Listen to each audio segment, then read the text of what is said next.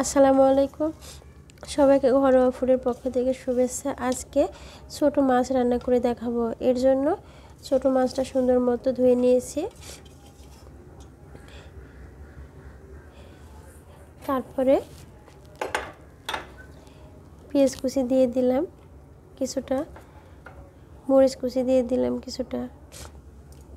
ছোট মাছে পেঁয়াজ কুচি বেশি করে না দিলে খেতে ভালো লাগে না। তারপরে সাদা ফল দিয়ে দিলাম দুটা, তেজপাতা দিয়ে দিলাম দুটা। এখন এর মধ্যে বেটে রাখা রসুন, পেঁয়াজ, জিরা দিয়ে দিলাম পরিমাপ মতো।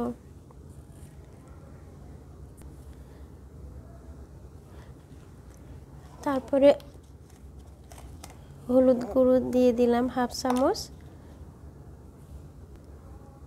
মরিচ গুঁড়া দিয়ে দিলাম হাফ চামচ, সামান্য পরিমাণ জিরা গুঁড়া করা ছিল সেটা দিয়ে দিলাম, হাফ চামচ লবণ দিয়ে দিলাম আর সরষের তেল দিয়ে দিলাম পরিমাপ মতো। এখন সুন্দর মতো মাছটাকে হাত দিয়ে মেখে নেব। সুন্দর মতো মেখে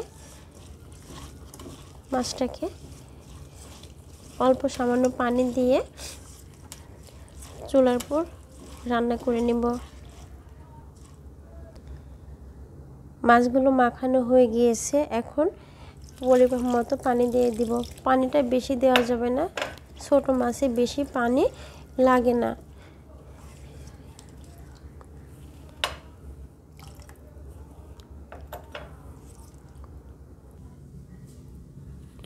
মাছগুলোকে চুলার উপর উঠাই দিয়েছি। এখন মাছটাকে ঢেকে সুন্দর মতো রান্না করে নেব 20 মিনিট।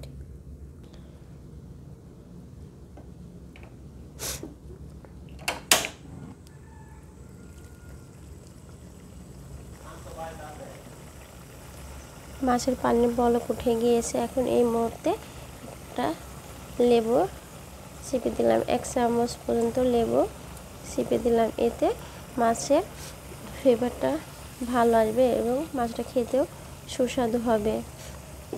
এভাবে করে মাছটাকে 20 মিনিট রান্না করে নেব। কিছুক্ষণ পর আবার নেড়ে চেড়ে দেব, মাছটা যেন ধরে না লাগে। ছোট মাছে পানি রাখা যাবে না, এজন্য পানিটা একদমই জাল করে মেরে ফেলতে হবে। পানি রাখলে ছোট মাছ খেতে ভালো লাগবে না। ছোট মাছগুলো সুন্দর মতো এবং পারফেক্টভাবে হয়ে গিয়েছে। সবাইকে ধন্যবাদ। বাসায় ইচ্ছা করলে এইভাবে রান্না করে খেতে পারেন। আসসালামু আলাইকুম।